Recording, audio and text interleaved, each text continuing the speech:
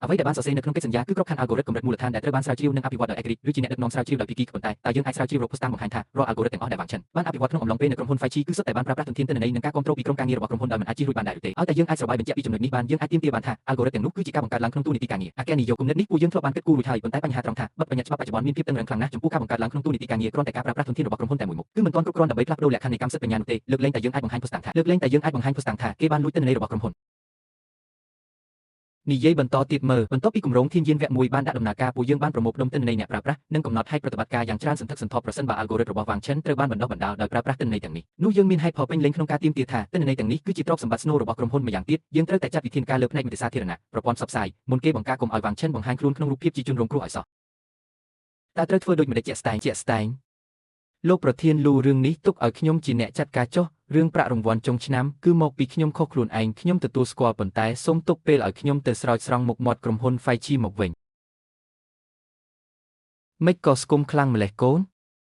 នៅក្រោមភ្នែកឡើងខ្មៅអស់ហើយកូនឯងដាច់យប់ទៀតហើយមែនទេចុះលុយចូលកាន់នេះហើយឬនៅម៉ែញ៉ាំបាយសិនទៅម៉ែមិនឃ្លានទេកូនប្រាប់ម៉ែសិនមកតើលុយ19លានយន្តនោះចូលកាន់នេះហើយឬនៅកាលពីសៀមម៉ែបានទៅមើលនៅបូរីវាងជាងហើយខាងកន្លែងលោកគេថាខែនេះនៅសល់ផ្ទះបញ្ចុះតម្លៃពិសេសពីល្វែងទៀតម៉ែលុយរង្វាន់ចុងឆ្នាំជាក់ស្ដែងចូលកាន់នេះតែ19រៀលយន្តទេនាយកហេរញ្ញវត្ថុប្រាប់ខ្ញុំថាអ្វីដែលលោកប្រធានក្រុមប្រឹក្សាភិបាលបាននិយាយនៅក្នុងពិធីជប់លៀងប្រចាំឆ្នាំគឺតែ19រៀលនឹងឯងពាក្យបន្ទាប់ដែលគាត់និយាយគឺសូមឲ្យសំប្រកបគ្រប់ភារកិច្ចវ៉ាន់ស៊ឺរូអ៊ីគេថាខ្ញុំចង់បានលុយខ្លាំងរហូតដល់វង្វេងទៅស្ដាប់ពាក្យថាវ៉ាន់ដែលប្រែថាម៉ឺនឬគ្រប់បែបយ៉ាងច្រឡំជា19លានអ្នកណាជាអ្នកនិយាយកូនប្រុសរបស់ខ្ញុំបានលើផ្ទាល់ត្រចៀកនៅក្នុងអង្គប្រជុំមនុស្សជាង500នាក់ក៏បានលើដូចគ្នាដែរម៉ែ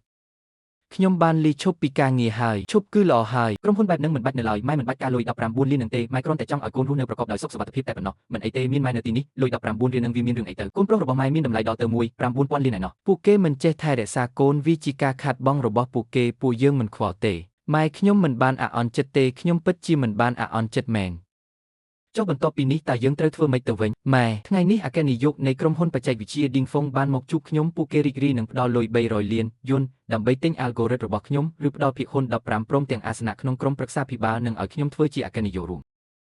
ប៉ុន្មានទៅកូនម៉ែផ្ទះនៅបូរីវាងជាងប្រហែលជាមិនបាច់ទិញប្រភេទបញ្ចុះតម្លៃពិសេសទៀតទេពួកយើងទៅមើលផ្ទះវីឡាធំជាប់មាត់ទន្លេវិញចុះយ៉ាងម៉េចហើយអគ្គនាយកឈិនតើលោកទៅរកមនុស្សម្នាក់នេះពីណាមកក្រុមការងារយើងចំណាយពេលអស់2ឆ្នាំភាពយឺតយ៉ាវនៃការគណនាម៉ូដែលនៅលើឧបករណ៍ចុងសប្តាហ៍គឺនៅជាប់យ៉ាងត្រឹមជាង200មីលីវិនាទីជានិច្ចចំណែកឯដំណោះស្រាយស្រដៀងគ្នានៅក្នុងវិស័យនេះគឺ10មីលីវិនាទីដែលជាកម្រិតកំពូលទៅហើយប៉ុន្តែប្រព័ន្ធស្ថាបត្យកម្ម algorithm ចំនួន 3.0 របស់ Wang Chen មួយនេះពួកយើងបានសាកល្បងដំណើរការជាបឋមទៅភាពយឺតយ៉ាវបានធ្លាក់ចុះមកត្រឹមតែ62មីលីវិនាទីប៉ុណ្ណោះមិនមែន200មិនមែន10គឺ62មីលីវិនាទីជាងនេះទៅទៀតការប្រើប្រាស់ថាមពល power consumption បានកាត់បន្ថយអស់ជាង40នេះមានន័យថាពួកយើងអាចដំណើរការ model ខ្នាតធំ large models បានយ៉ាងរលូននៅលើទូរស័ព្ទដៃឆ្លាតវៃធម្មតាឬសូម្បីតែលើនាឡិកាដៃឆ្លាតវៃទីផ្សារអេលើឧបករណ៍ចល័តទាំងមូលនឹងត្រូវរៀបចំសណ្ដាប់ធ្នាប់ឡើងវិញដោយសារតែ algorithm មួយនេះតើអាចប្រកាសទេថាវាត្រូវបានបង្កើតឡើងដោយគាត់ផ្ទាល់តែម្នាក់ឯងពួកយើងបានធ្វើការវិភាគលើលក្ខណៈពិសេសនៃកូដរួចរាល់ហើយតវិជាស្នូលនៃ algorithm នេះមានភាពប្លែកគេខ្លាំងណាស់វិធីសាស្ត្រគិតគឺខុសស្រឡះពីដំណោះស្រាយទូទៅនៅក្នុងវិស័យនេះវាមានរចនាបថផ្ទាល់ខ្លួនយ៉ាងច្បាស់លាស់ខ្ញុំធ្លាប់បានតាមដានប្លុកបច្ចេកទេសរបស់ Wang Chen នៅក្នុងសហគមន៍ open source ទម្លាប់នៃការសរសេរកូដរចនាបថនៃការដាក់ comment និងការដាក់ឈ្មោះប្រទេសគឺត្រូវគ្នាបេះបិទនេះគឺជាស្នាដៃរបស់គាត់ពិតប្រាកដអ្នកដទៃមិនអាចសរសេរចេញឡើយ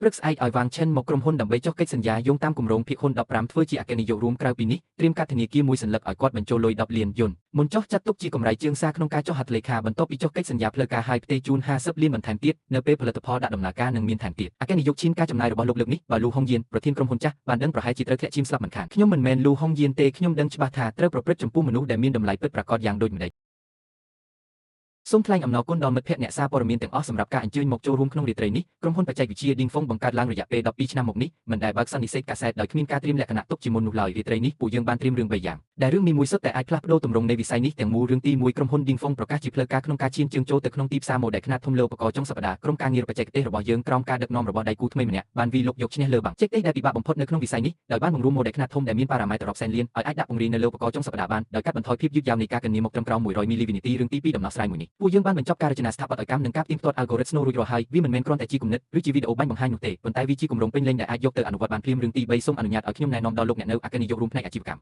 មនៃក្រុមហ៊ុនបច្ចេកវិទ្យា Ding Feng ជាបតានៃ algorithm ធានយានលោក Wang Chen